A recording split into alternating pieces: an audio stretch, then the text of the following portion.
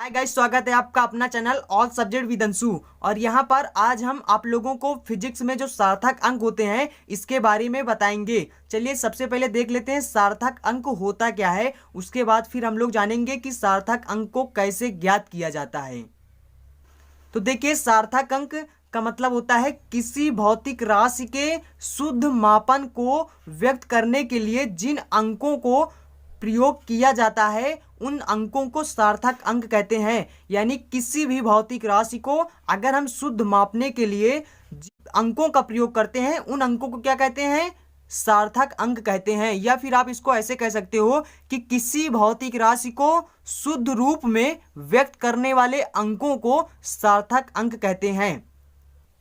तो चलिए अब देख लेते हैं कि सार्थक अंकों की संख्या को कैसे ज्ञात किया जाता है। तो देखिए, यहां पर लिखा है सार्थक अंकों की संख्या ज्ञात करना, to find the number of significant figures. देखिए, सबसे पहला नियम क्या होता है, यहां पर लिखा है सभी अशून्य अंक सार्थक अंक माने जाते हैं। अब देखिए, अशून्य अंक क्या होते हैं? अशून्य अंक होते हैं कि 1 से जो 9 तक की जो संख्याएं होती हैं उनको क्या कहते हैं? अशून्य अंक कहते हैं। तो देखिए यहां पर देखिए, अब इसमें देखिए कि कितने सार्थक अंक हैं। तो देखिए 1 2 3 4 5, तो इसमें कितने सार्थक अंक होंगे? 5 सार्थक अंक होंगे। क्यों? क्योंकि ये अशून्य संख्याएं हैं, इसलिए सभी को गिना जाएगा। अब देखिए दूसरा रूल क्या है कि दो अशून्य अंकों के बीच आने वाले सभी शून्य सार्थक अंक माने जाते हैं। यानी कि कहने का मतलब जैसे कि इसमें दो संख्याएं हैं, यानी कि दो जो अशून्य अंक होते हैं अगर उनके बीच में कोई भी जीरो आ जाए तो उसको गिनती करेंगे, यानी कि वो सार्थक अंक में माने जाते हैं। जैसे कि यहाँ पर 4603 है, तो यहाँ पर क्या हो जाएगा? सार्थक अंक कितने होंगे? 1 2 3 4, तो इसमें कितने सार्थक अंक होंगे? 4 सार्थक अंक होंगे, क्योंकि ये दो संख्याओं के या दो अशून्य अंक के बीच में आया है जीरो, इसलिए इसकी गिनती होगी। अब इसकी जैसे यहाँ पर देखिए कि यहाँ पर क्या लिखा हुआ है? 10.0801, तो देखिए इसमें जितने भी जीरो हैं वो गिनती में आएंगे, क्योंकि ये क्या है? अशून्य संख्याओं के बीच में ये जीरो हैं, इसलिए इनकी गिनती होगी। तो यहाँ पर देखिए 1 2 3 4 5 6, तो इसमें कितने सार्थक अंक होंगे? 6 सार्थक अंक होंगे।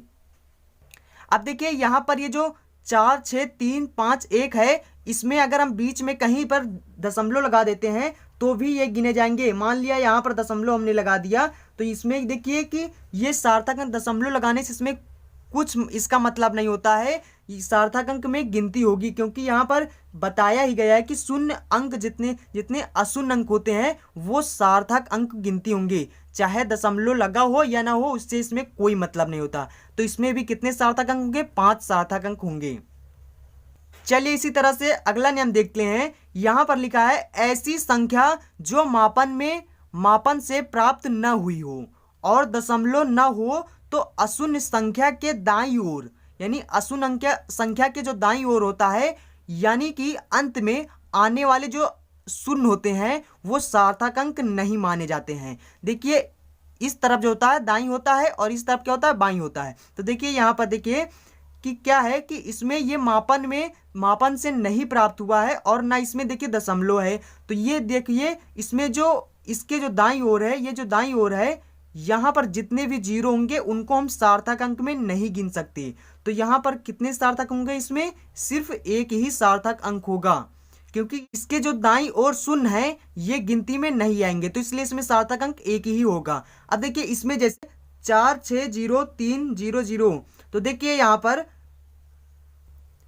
इस अशून्य संख्या के बाद देखिए यहाँ पर जीरो लगे हैं और यहाँ पर देखिए ये यानी कि दाईं ओर जीरो लगे हुए हैं और यहाँ पर दशमलव भी नहीं है, इसलिए ये सार्थक अंक में नहीं गिनती होंगे। तो यहाँ पर कितने सार्थक अंक होंगे? 1 2 3 4। अब ये शून्य क्यों गिनती हुआ? क्योंकि ये दो सार्थक अंकों के बीच में है। तो यहाँ पर कितने होंगे सार्थक अंक? 4 सार्थक अंक होंगे। अब देखिए लेकिन अगर यहाँ पर जैसे कि होता, यहाँ पर जैसे कि मान लिया होता 6000 kg या फिर होता 6000 मीटर, तो देखिए यहाँ पर हमने क्या कहा कि ऐसी संख्या जो मापन से न प्राप्त हुई हो।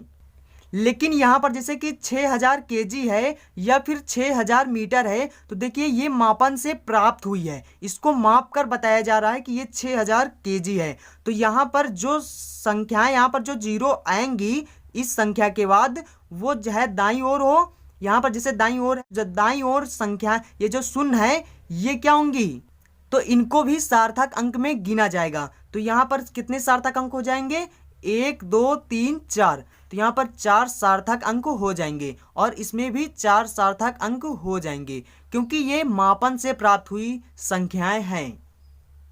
जैसे कि मान लिया यहाँ पर आ जाए 100 सेंटीमीटर या फिर 10 मीटर, तो देखिए यहाँ पर क्या होगा कि ये देखिए ये मापन से प्राप्त हुई संख्याएं हैं, इसलिए इसमें सार्थक अंक कितने होंगे, 1 2 3। तो ये कितने जाएंगे, 3। और जैसे कि यहाँ पर 10 है तो 1 2, तो इसमें कितने सार्थक अंक संख्या होंगी, 2 होंगी। तो अगर, और यहाँ पर देखिए ये मापन से प्राप्त नहीं हुई संख्याएं हैं, इसलिए यहाँ पर जीरो नहीं गिनती होगी। अब देखिए इसमें जैसे कि यहाँ पर मान लिया संख्या आ जाए कि 864.0000, तो देखिए इसमें अब कितने सार्थक अंक संख्याएं होंगी। देखिए यहाँ पर दशमलव लगा है और दशमलव के इस पार जो संख्याएं होंगी, इस पार यानी कि जो दशमलव के पार जो शून्य संख्याएं होती हैं, इन संख्याओं को भी गिना जाएगा और इस तरफ जो है इसको नहीं गिना जाएगा। देखिए यहाँ पर कितनी संख्या सार्थक अंक होंगे, 1 2 3 4 5। तो यहाँ पर कितने, 5 सार्थक संख्याएं होंगी, क्योंकि यहाँ पर बताया गया था ना कि दशमलव ना हो तो अशून्य संख्या के दाईं ओर यानी अंत में आने वाली जो शून्य संख्याएं होती हैं वो सार्थक अंक नहीं माने जाते हैं। तो देखिए यहाँ पर दशमलव है और ये क्या माने जाएंगे, तो ये इसको आप याद रखना।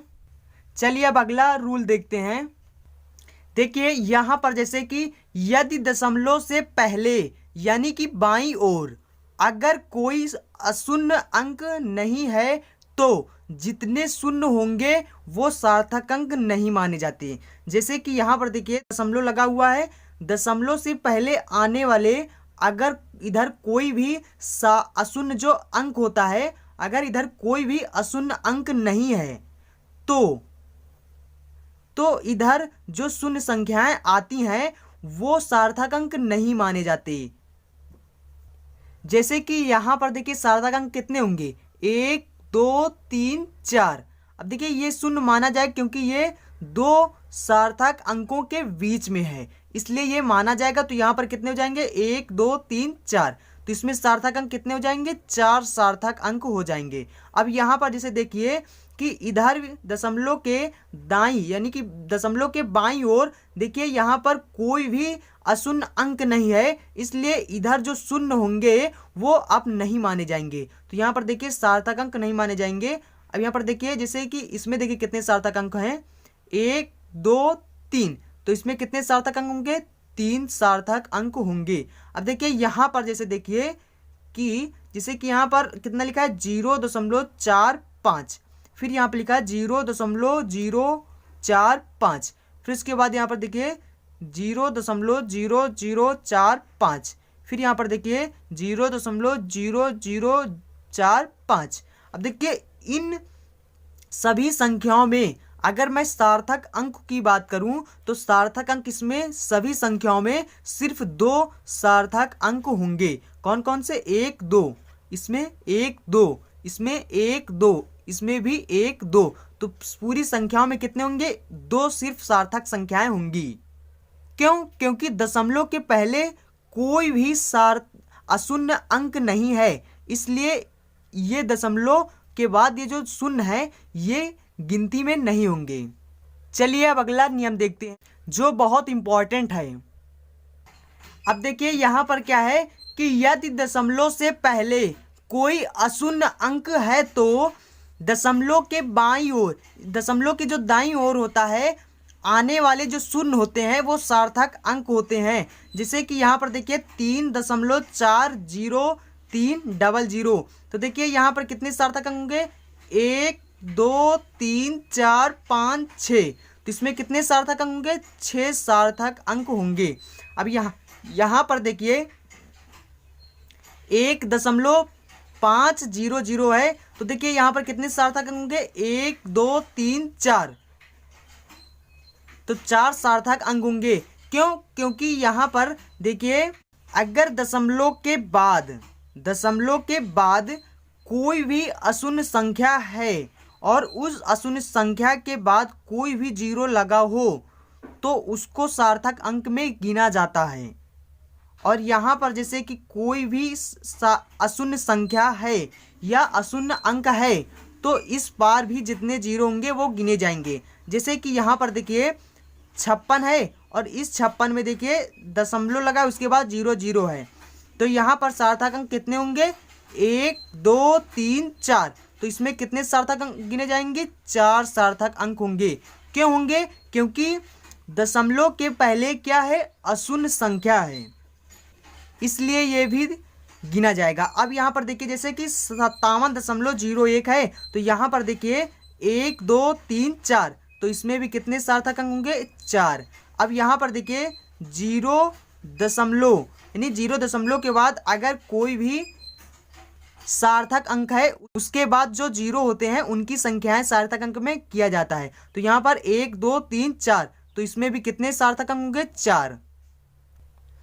तो आई होप आप लोग इसको समझ गए होंगे कि सार्थक अंक क्या होते हैं और कैसे ज्ञात किए जाते हैं। अगर आपने अभी तक हमारे चैनल को सब्सक्राइब नहीं किया है तो आप हमारे चैनल को सब्सक्राइब कर लीजिए और बेल आइकन दबाना ना भूलिए, ताकि मैं कोई भी वीडियो अपलोड करूं तो उसकी नोटिफिकेशन आप तक जरूर पहुंचे। So thanks for watching and see you again in next video.